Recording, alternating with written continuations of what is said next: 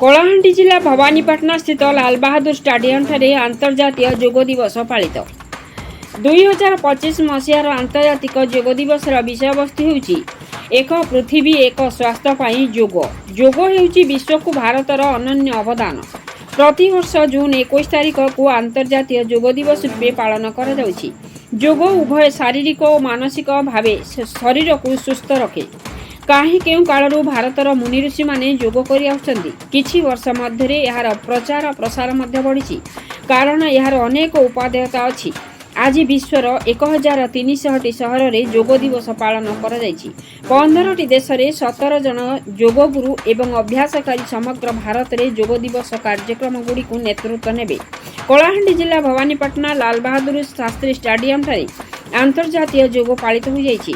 एही अवसर में कलाहांडी जिलापाल पावर सचिन प्रकाश, अतिरिक्त जिलापाल तन्मय कुमार दरवान, सीडीओ दयामय पाढ़ी, भवानीपाटना उपजिलापाल प्रभात कुमार पाढ़ी, बीडीओ भवानीपाटना चंदन भोई, कलाहांडी तहसीलदार सुश्री मिश्र, एडीएम निहारेन्द्र पंडा, जिला शिक्षा अधिकारी राधाकांत छत्री, जिला संस्कृति अधिकारी विवेकानंद महानंद, जिला सूचना और लोकसंपर्क अधिकारी हलधर निहाल, जिला शारीरिक शिक्षा अधिकारी रूप सिंह राउत, जिला क्रीड़ा अधिकारी रमेश चंद्र पाढ़ी, पतंजलि योगगुरु अशोक कुमार मुंड, योगगुरु जयश्री साहू, विशिष्ट समाजसेवी जुगल किशोर पुर, सांसद प्रतिनिधि जयशंकर नायक समेत जिलार विभिन्न विभाग अधिकारी एवं विभिन्न अनुष्ठान कर्मकर्ता, माणिकेश्वरी विश्वविद्यालय छात्र छात्री, विद्यालय छात्र छात्री, बुद्धिजीवी मान्यगण्य व्यक्ति विशेष तथा विभिन्न वर्गर लोके सामिल होइथिले।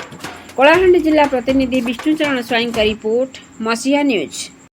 21 जून रे आज जिला प्रशासन तरफ लाल बहादुर शास्त्री स्टेडियम रे गोटे योगार आयोजन कराई एठी मोर देन 1000 लोक स्टूडेंट माने सीनियर सिटीजन्स पतंजलि ग्रुप हमारा ऑफिसर माने समस्त जोग देइथिले।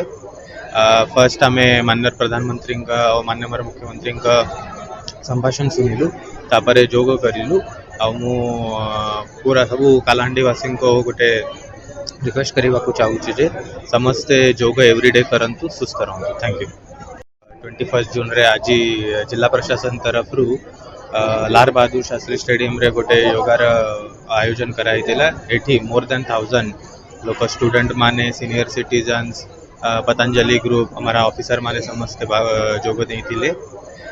फर्स्ट आमे माननीय प्रधानमंत्री और माननीय मुख्यमंत्री संभाषण सुनिलु तापरे जोग करिलु आ मु पूरा सबू कलाहांडी वासी को गोटे रिक्वेस्ट करने को चाहूँ जे समस्ते योग एवरीडे करंतु सुस्थ रहंतु। Thank you.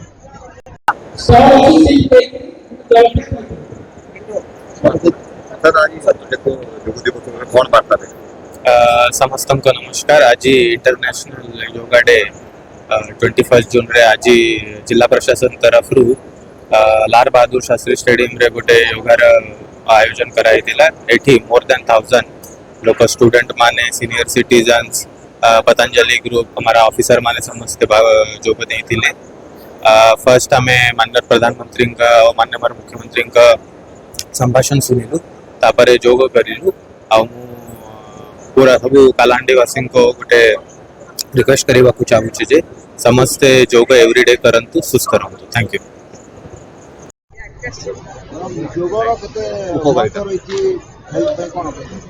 आया जोगर बहुत उपकारिता रही। आज आमे माने सब जानी पारलु केतेटा जोग जो माने करूना उच्च रक्तचाप हार्ट अटैक जो आजिकल होउची एवं आजिकल जो ग्लोबल वार्मिंग लगी बहुत गुड़ा लोकंकर डेथ भी हो जाउची। तो सेही सब जिनस पई हमर आजिकल तो आमर जो जीवन शैली रही योग अभ्यास आमको निहाती जरूरी।